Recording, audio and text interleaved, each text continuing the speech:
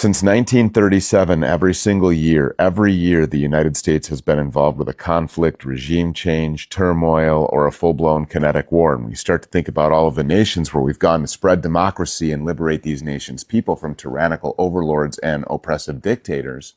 You start to realize they all have something in common. I'll give you a hint. Just think about some of the previous leaders of these countries: Saddam Hussein, Muammar Gaddafi, Bashar al-Assad, the world's boogeyman, Vladimir Putin.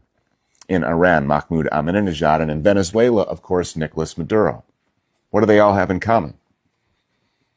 Their nations don't have central banks. The U.S. military just committed acts of piracy in Venezuela where we just hijacked an Iranian tanker where the proceeds go to Hezbollah, who has a deep presence inside of Venezuela, Venezuela being Iran's only ally in the entire Western Hemisphere. And what did I tell you about this BRICS alliance? I told you that it would be silly and naive to not believe that above and beyond the economic alliance that the BRICS nations have, that there's also a military component to all of this. Because this country is under the occupation of a Jewish-Israeli forever war regime that's using the United States and using American blood to fight its battles all around the world. Let's just be real.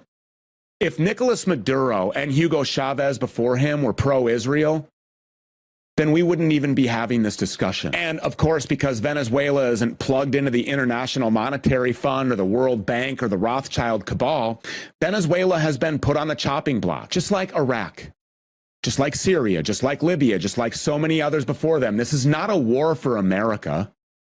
This isn't the United States going on the offensive in the war on drugs, okay? This is the United States going on the offensive on behalf of Israel.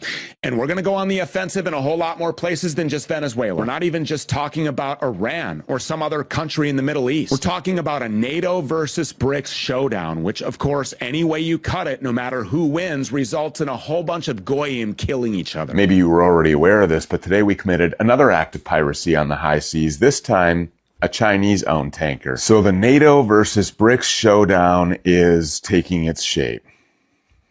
And the United States is going to send young Americans to go shed their blood and give their lives on battlefields all over the world as we fight who? All of Israel's enemies simultaneously.